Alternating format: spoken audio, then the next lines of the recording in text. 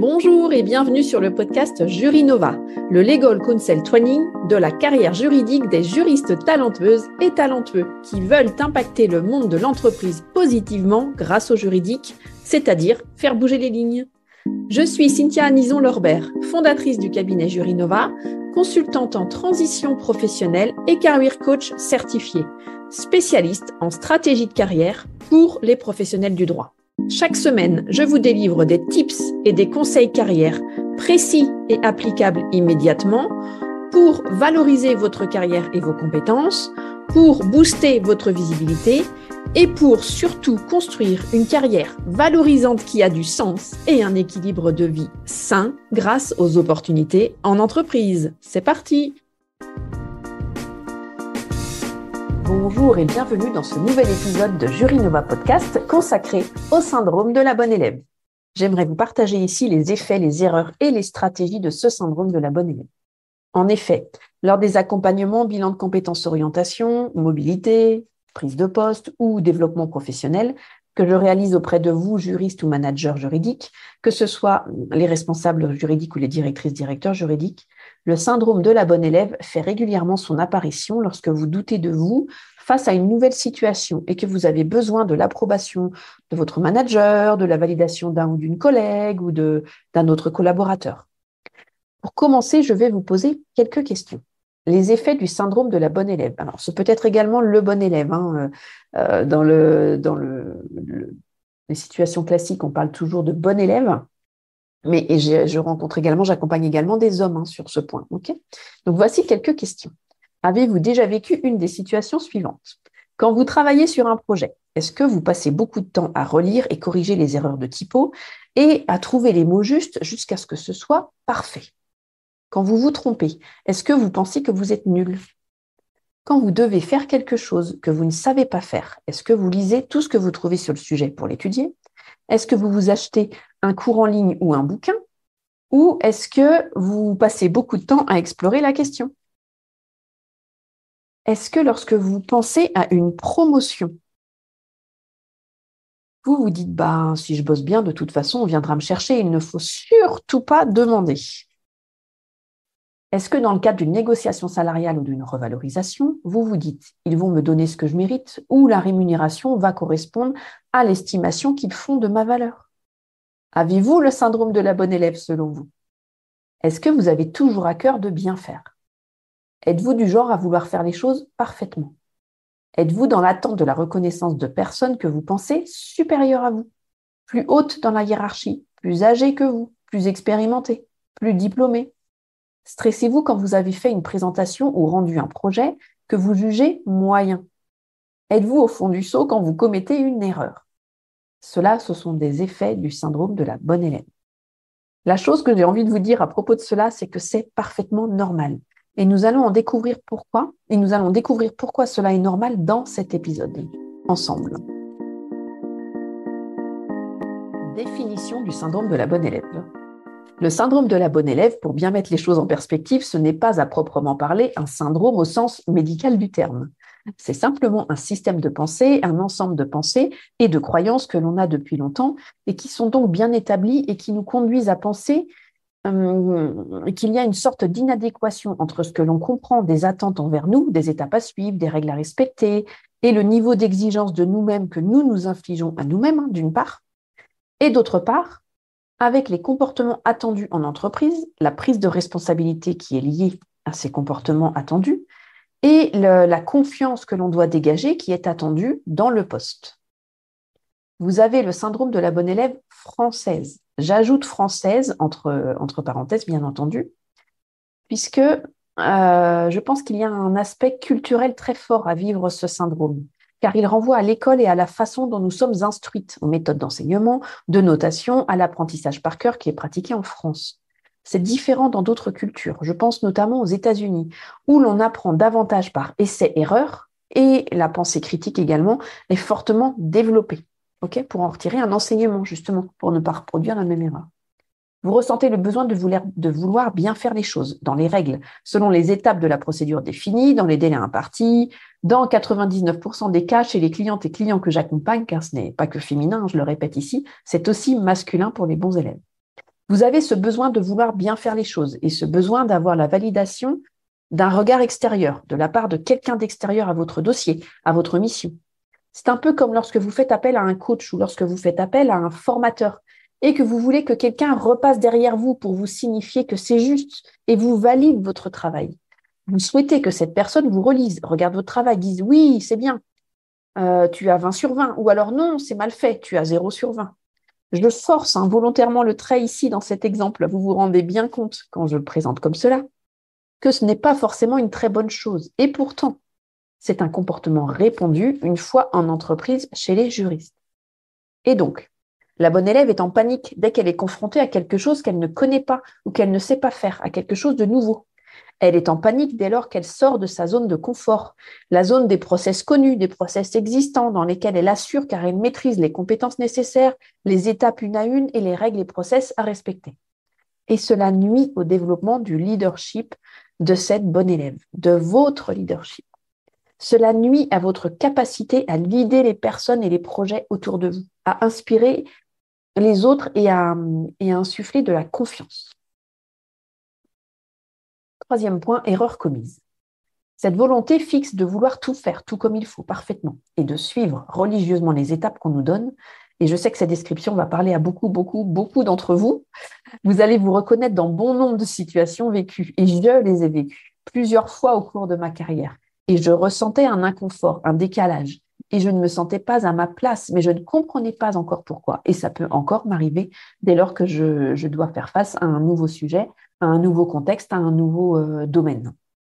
Mais par rapport à cela, j'avais vraiment envie de vous dire qu'il faut comprendre une chose. C'est que quand on est en entreprise, dans les affaires, au cœur du business, il n'y a pas vraiment une bonne manière de faire les choses et une mauvaise manière de faire les choses. Il n'y a pas un parcours type sur lequel on peut vous noter sur 20.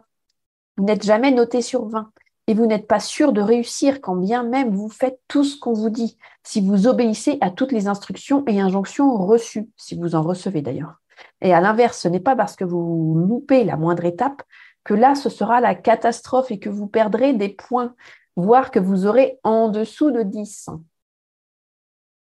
Quatrièmement, les sources. D'où vient ce syndrome de la bonne élève? De votre éducation et de la façon dont vous avez été socialisé. Si vos parents ont été très attachés à votre réussite scolaire, à votre carnet de notes, il y a des chances que vous en soyez victime, plus facilement victime, je dirais. Pour certaines personnes, l'association est devenue limpide dans leur cerveau. Bonne note égale avoir tout ce que je désire et l'admiration et l'amour de mes parents. Mauvaise note égale pas de gratification et même punition. Donc, une sensation de honte et de gêne vis-à-vis de mes parents. Évidemment, cette association dans votre cerveau, je peux dire qu'en tant qu'adulte, elle ne vous rend pas service, en tout cas dans une certaine mesure. Ce qu'il faut que vous sachiez, c'est que si vous vivez ce syndrome de la bonne élève, c'est lié à votre histoire et aux pensées que vous avez formées dans votre enfance qui se répètent encore aujourd'hui comme un schéma répétitif. Votre cerveau a associé une bonne note à quelque chose de positif qui déclenche une satisfaction immédiate. Votre cerveau a associé le respect des instructions du devoir donné par l'instituteur ou le prof à quelque chose de positif qui déclenche une valorisation extérieure du prof ou des parents ou des amis, etc. À cette satisfaction, il lie également la gratification de la reconnaissance extérieure, donc le jugement de l'autre sur vous-même, sur votre propre valeur. Le carnet de notes, les félicitations du conseil de classe, les bravos des parents, la fierté des grands-parents, et éventuellement le petit billet glissé dans la poche en guise de récompense, puis la satisfaction des profs. C'est un cercle vertueux en apparence. En soi, c'est vrai que cela semble vertueux. Une bonne note et tout le monde est content. Ce cercle visiblement vertueux se poursuit dans le monde adulte. Et c'est parfaitement normal parce qu'on a été élevé dans ce système éducatif, dans ce système scolaire, dans un système pédagogique où cela fonctionne comme cela. Concrètement, dès qu'on devait apprendre de nouvelles compétences, développer de nouvelles capacités, faire des choses nouvelles, on avait un maître ou une maîtresse qui nous expliquait les méthodes, les étapes à respecter, les instructions à respecter, puis il nous disait « oui, c'est bien » ou alors « non, c'est mal » et là, c'était la mauvaise note ou la punition. Parfois renforcée par nos parents qui nous félicitaient quand on avait des bonnes notes et qui, au contraire, nous grondaient ou nous privaient de quelque chose pour nous faire comprendre à quel point c'était mal d'avoir des mauvaises notes. Et donc, c'est normal, une fois adulte, lorsque l'on essaie de développer des compétences, d'acquérir de nouvelles capacités, comme par exemple en business, en négociation contractuelle, que l'on soit à la recherche plus ou moins consciemment de quelqu'un qui corrige derrière nous et qui nous dise « oui, c'est bien » ou « non, c'est mal ». C'est ce que j'appelle le fameux syndrome de la bonne élève. Cinquièmement, les bons petits soldats. Les bons élèves sont en général de bons petits soldats dans le monde du travail, des salariés consciencieux, rigoureux, à la force de travail développée quand ils entreprennent. Donc les juristes sont des personnes fiables, qui rendent leur travail dans des délais, qui sont capables de créer énormément de choses en peu de temps. Les juristes sont consciencieux, rigoureux, avec une force de travail extrêmement développée. Avoir le syndrome de la bonne élève, on ne va pas se mentir, cela permet d'obtenir des résultats rapides et de réussir en entreprise très rapidement au début de sa carrière. C'est donc un super syndrome pour décrocher des premiers postes de management ou atteindre un premier palier de développement au sein de l'entreprise comme des promotions. Cependant, le syndrome de la bonne élève entrave la capacité à l'idée. Le problème commence à se poser sérieusement quand une bonne élève intègre le monde du leadership. Pourquoi, me demandez-vous? Sixième point, du syndrome de la bonne élève à son identité nouvelle, le leadership. A. Le syndrome de la bonne élève bride la créativité et l'expression de soi. À l'école, on apprend à avoir une bonne note. Le prof nous donne une formule à appliquer, on apprend par cœur. Ou alors, on apprend à écrire une dissertation avec thèse, antithèse, synthèse. Lorsqu'on applique la formule, on arrive à avoir globalement une bonne note, une note correcte. Le problème, c'est que pour le leadership, il n'y a pas de formule toute faite. Il y a autant de formules et de styles qu'il y a de leaders. Et donc, la bonne élève est en panique dès lors qu'elle est confrontée à quelque chose qu'elle ne connaît pas ou qu'elle ne sait pas faire. Une mission pour laquelle elle ne maîtrise pas encore toutes les compétences requises, tous les codes, tous les process. Parfois, il n'existe même pas de process encore. Ok, il faut tout créer parfois, de A à Z. Lorsqu'il n'y a pas de formule à suivre, une méthode définie, un process, des étapes clairement exprimées, elle perd ses capacités de leader. Elle a peur de ne pas réussir à faire parfait. Le syndrome de la bonne élève s'exprime alors dans toute sa splendeur. Dans cette situation, elle doute et l'hésitation fait son apparition. Elle part donc à la recherche de solutions et de validations extérieures à elle-même. Elle oublie de faire appel à son bon sens, à sa créativité, à son propre style. Elle oublie de se faire confiance, de croire qu'au fond, elle sait déjà beaucoup de choses pour s'en sortir dans ce challenge-là. Elle pense à tout ce qu'elle ne sait pas et tout ce qui ne va pas, au lieu de penser à tout ce qu'elle sait déjà et tout ce qui va déjà, et d'inventer une solution à partir de ces éléments-là. B. Le syndrome de la bonne élève crée un manque de confiance en soi. Une bonne élève cherche la gratification de la bonne note. Donc, à chaque travail finalisé, elle attend de la reconnaissance positive de son manager, de ses collègues, une prime, un mot sympa de ses collègues. Chaque effort de plus doit donner droit à une validation en plus, comme lorsqu'elle était enfant par ses parents ou ses profs, ou les grands-parents. Un peu comme les bons points à chaque bonne action. Un bon point et au bout de 10 bons points, un tampon, et dans la classe de mon fils, c'est même au bout de 10 tampons, un cadeau. Si vous avez le malheur de tomber sur une équipe, un manager ou un secteur au sein duquel on ne vous donne pas de feedback positif, alors là, c'est la catastrophe. Votre cerveau crée une association immédiate entre pas de reconnaissance d'un côté et une valeur humaine dégradée. Voilà ce que vous vous dites. Si je n'ai pas de feedback positif, ça veut forcément dire que je suis nul, pas à la hauteur. Le syndrome de la bonne élève génère alors un manque de confiance, du doute, de l'hésitation et un sentiment de dévalorisation de soi. Vous doutez de vous, de vos capacités et de vos résultats. C. Le syndrome de la bonne élève empêche l'esprit critique. Lorsque vous demandez aux autres d'estimer, de valider vos dossiers, vos projets, vous accordez beaucoup de valeur à ces personnes qui savent mieux que vous selon votre propre analyse, car vous leur octroyez le pouvoir de vous juger, de vous noter. Ces personnes peuvent être les plus expérimentées, les plus âgées, les plus hautes dans la hiérarchie, les experts, un peu comme les profs. Et donc, vous prenez tout ce qu'ils disent et tout ce qu'ils font comme faisant loi. Et puisqu'ils le disent et qu'ils le font, c'est forcément bien. Et votre esprit critique est aveuglé par la hiérarchie de valeurs que crée votre cerveau entre les sachants et vous-même. Or, dans la posture de leader, savoir peser le pour et le contre, remettre en question ce que l'on vous dit et prendre la responsabilité de vos propres décisions est essentiel. On ne peut pas toujours s'appuyer sur quelqu'un qui sait en entreprise. Et parfois, ce qu'il sait ne va pas vous correspondre, ne va pas vous permettre de créer la solution adéquate à votre problématique. Il faut accepter de se mouiller et de prendre des risques sans avoir toutes les informations adéquates. Certains points peuvent rester incertains et obscurs. Il faut accepter de se mouiller dans ce cas-là et de prendre des risques sans savoir vraiment quoi faire. Vous devez prendre une décision, construire une solution à partir de ce que vous avez sous les yeux. D. Le syndrome de la bonne élève est épuisant. Il est à l'origine de comportements perfectionnistes. Et la personne parfaite travaille énormément, et travaille même beaucoup trop car elle vise le 20 sur 20 dans tout ce qu'elle fait. Et comme elle est une bonne élève, elle est à un bon poste. Et comme elle est à un bon poste, elle a beaucoup de responsabilités. Et comme elle a beaucoup de responsabilités, elle veut tout faire parfaitement, et ça lui prend beaucoup de temps. Et en plus, elle a du mal à déléguer, car les autres ne peuvent pas faire aussi bien qu'elle. Et imaginez un peu qu'un collaborateur fasse un truc pas top, pas cool, elle en serait responsable. Ce n'est pas possible pour elle d'envisager que ce soit le cas. Alors, autant tout faire elle-même. À ce propos, je vous invite à écouter le podcast sur les 5 erreurs qui empêchent qui bloquent la carrière des femmes, d'accord? Parce que ça va rejoindre un des éléments. Et ça me fait beaucoup rire parce que je me retrouve à chaque fois dans ce descriptif puisque je l'ai vécu pendant ma carrière en entreprise également. Vous voyez et vous savez comme moi que cette quête de perfection, le fait de vouloir tout faire pour réussir, tout faire seul, tout donner, sans filtre, sans limite, est l'une des causes de l'épuisement qui mène ensuite au burn-out. Septièmement, les stratégies pour tirer parti de ce syndrome de la bonne élève. Le but du jeu ici, pour contrer ces erreurs de pensée et de comportement de la bonne élève, donc les comportements perfectionnistes qui en découlent, et tirer un enseignement du syndrome de la bonne élève, est de s'interroger. Comment je m'adapte à mon contexte? Première stratégie, capitaliser sur ses acquis, sur ses forces. Dans un premier temps, lorsque vous sentez que la perfection, le côté parfait revient au galop dans une situation nouvelle, une situation faite d'incertitude, et que vous vous sentez en non-maîtrise et en panique, je vous invite à capitaliser sur ce que vous savez faire de manière automatique, comme un robot, pour vous dégager du temps pour ce que vous devez apprendre et découvrir.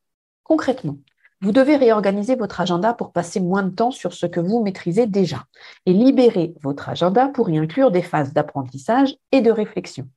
C'est ce que nous faisons pendant les accompagnements, car seul, on a très souvent du mal, car nous avons la tête dans le guidon, on n'y voit plus clair, il n'y a plus de clarté. Et notre cerveau, qui cherche à nous protéger, car il ressent cette peur liée à la non-maîtrise et à l'incertitude, va nous encourager à rester dans des tâches maîtrisées et connues qui ne sont pas censées nous prendre beaucoup de temps. Donc, on a l'impression de ne pas avoir assez de temps pour le reste. C'est ce que l'on appelle un biais cognitif. Il s'agit ici d'apprendre à accepter que dans un premier temps, ce ne sera pas au niveau de ce que vous maîtrisez parfaitement, mais qu'avec le temps, vous allez progresser et vous développer. Et vous parviendrez à un niveau qui vous satisfera avant de ressortir de votre zone de confort à nouveau. Deuxième stratégie, faire preuve d'agilité. Faites du tri en entreprise, en business. Je pense vraiment que c'est le secret de la réussite, le secret du succès. Le savoir effectivement et accepter que suivre des formations, suivre des méthodes, suivre les étapes du process et des procédures, suivre des choses qu'on vous apprend, c'est très bien, mais aussi savoir les adapter, savoir les interpréter à sa sauce, savoir prendre ce qui est bon, ce qui vous correspond et savoir laisser de côté ce qui ne vous correspond pas ou ce que vous estimez ne pas fonctionner pour vous, ce que vous estimez qui ne vous est pas utile. Faites du tri. Développez votre esprit critique. Faites-vous confiance. Et je pense qu'une fois intégré cette nécessité d'être flexible, d'être agile face à ce que vous apprenez, ce que vous découvrez, une fois intégré cette mentalité de flexibilité, d'adaptabilité, d'agilité, de prendre ce qui vous va et de laisser ce qui ne vous convient pas, ce qui ne vous est pas utile, savoir interpréter les choses à sa sauce, faire son marché et ensuite inventer sa propre manière de faire, sa propre méthode, ses propres process. Je pense que c'est vraiment là que réside la clé du succès, la clé de la réussite en entreprise, en qualité de leader. Et vous arrivez à produire des résultats incroyables en tant que leader en appliquant cette stratégie. Donc, pour l'idée, je vous propose d'être une moins bonne élève à un moment donné. C'est vrai qu'une bonne élève, c'est super top parce que ça fait tout bien, c'est fiable, mais jusqu'à un certain point. L'épuisement, le burn-out. Donc, bien l'idée, vous devez apprendre à être un peu moins bonne et à vous préserver. Il n'y aura pas toujours de notes. Parfois, les choses seront moins lisses que dans une dictée, mais c'est cela qui fait le sel, l'intérêt du leadership. En tant que leader, vous pouvez apprendre à dresser une vision claire de votre objectif en bon élève, et puis ensuite accepter que le chemin pour atteindre cette vision sera peut-être un peu moins polissé, ressemblera au parcours de l'étudiant qui a changé de voie plusieurs fois, qui a pris une pause en deuxième année de droit, qui a fait 2 Erasmus dans 3 pays différents.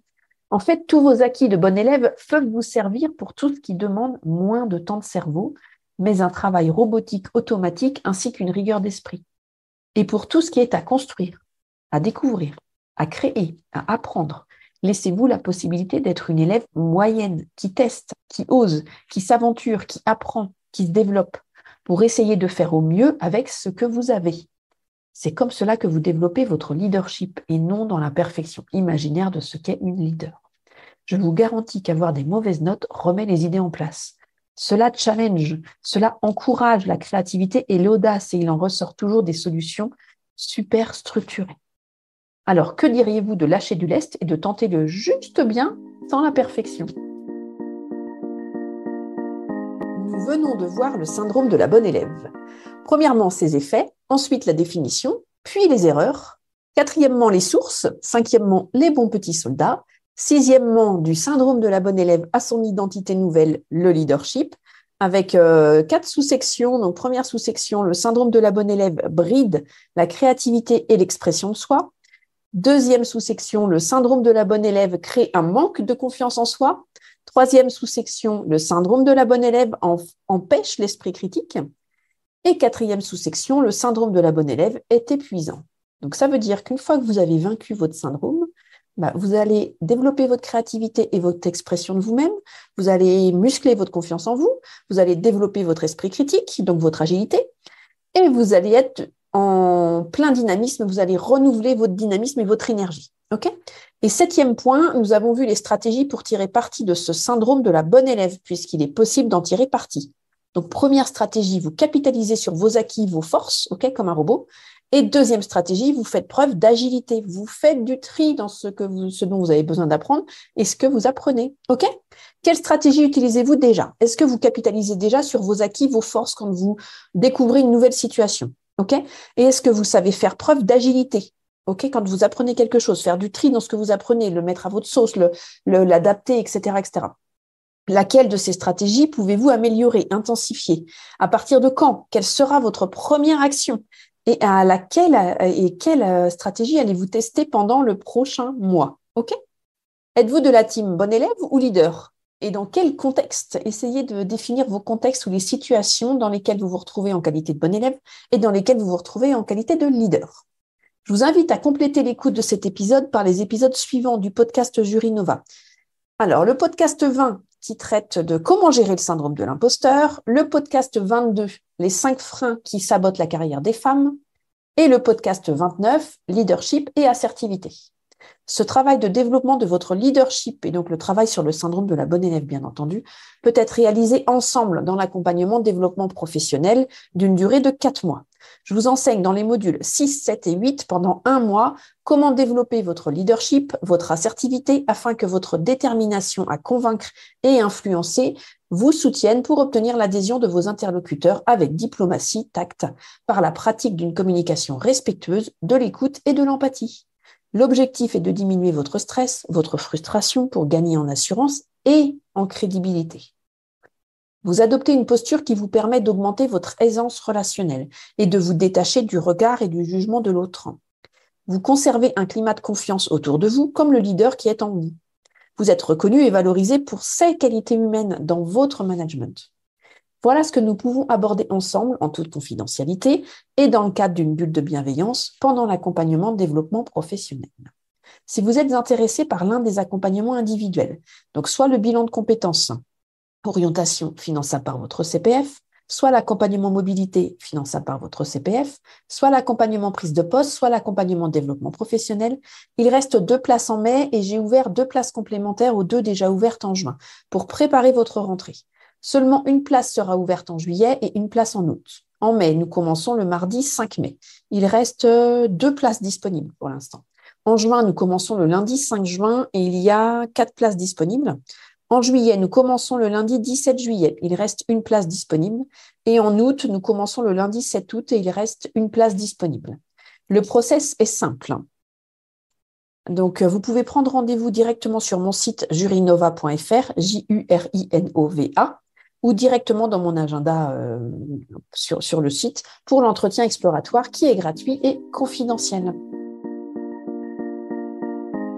J'espère que cet épisode vous a plu. Je vous invite à lire l'article de blog associé à cet épisode sur le site www.jurinova.fr.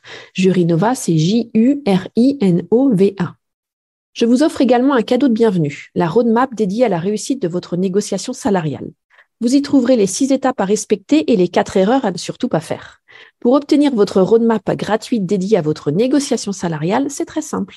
Rendez-vous sur mon site www.jurinova.fr sur la page accueil et téléchargez-la, c'est gratuit. J'espère que cela vous aidera. Je vous invite également à vous abonner à la newsletter hebdomadaire des Jurinova. Mon objectif, que vous bénéficiez d'une pause le mercredi dans votre quotidien surchargé. Je vous partage des conseils carrière, les expériences de mes clientes et clients, des astuces, des livres inspirants, des podcasts passionnants et autres inspirations à travers des emails privés. Vous profiterez également de contenus inédits.